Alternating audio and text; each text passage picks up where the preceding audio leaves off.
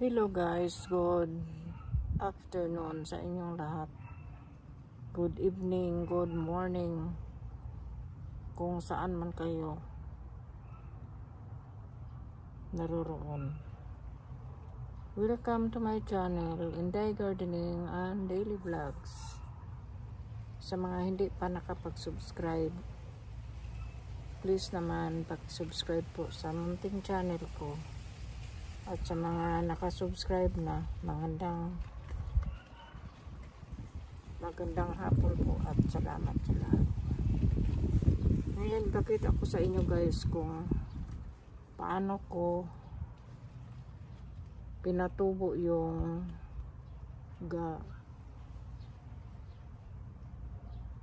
ugat ng mangga. Binalot ko siya ng paper towel, tapos nilagay ko siya sa plastic container at tinakipan. Pagka 21 days, ito na siya guys. Ang haba ng ano niya, ugat. Parang hindi kayo makapaniwala, pero nandito na siya.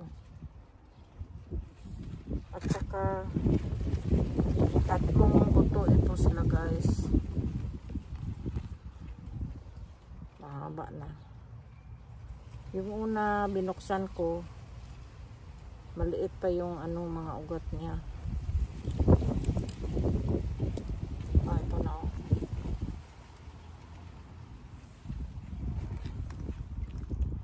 Ito yung pangatlo.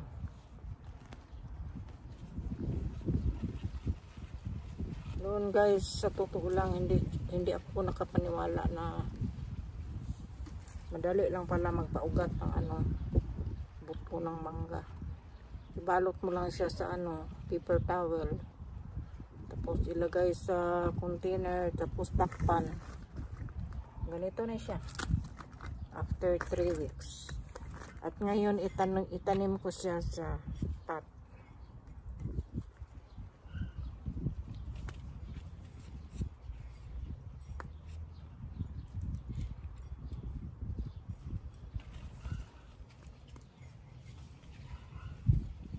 Itanim ko lang sila sa isang pot para kung tumubo sila lahat, saka ko na lang sila kunin.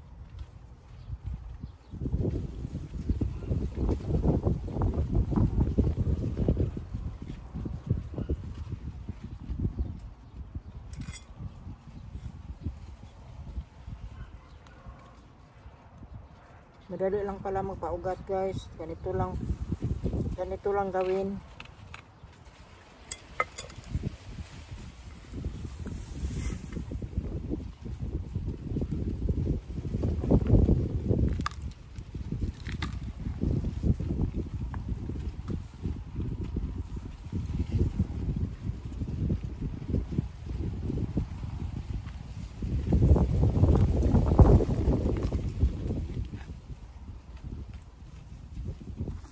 Saka huwag kalimutan ang tubig, kasi takpan ko siya ng plastic.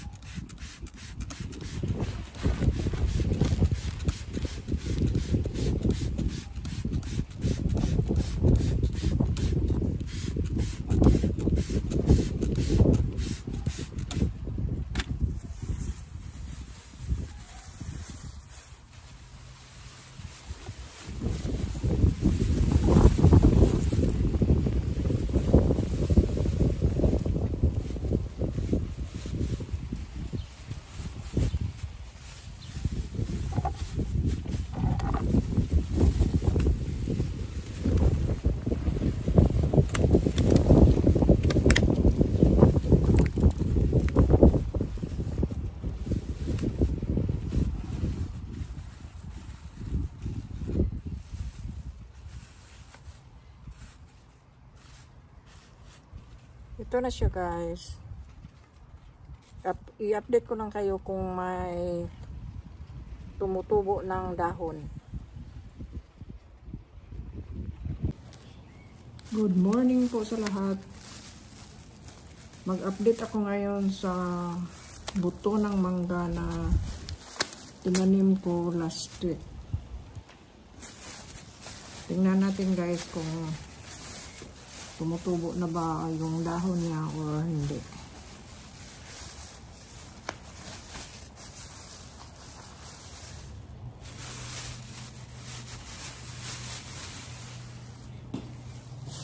Ito na guys, so dalawa na ang tumutubo, yung isa hindi pa.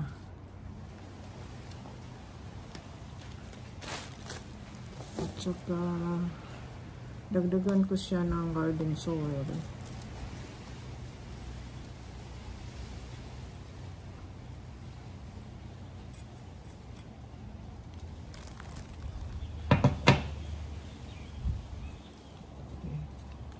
Saka lagyan ko siya ng poste para hindi lumidikit yung ano. Takpan ko siya ulit ng plastic kasi yung isa hindi pa tumutubo.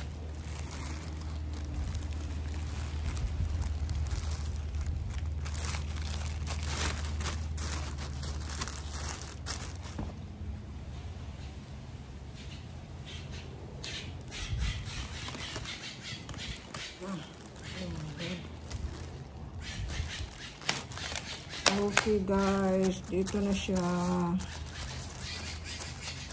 Hintay na lang tayo ng ilang weeks.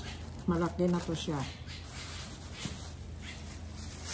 Hanggang dito na lang guys. Salamat sa panonood. Don't forget to like and subscribe my channel.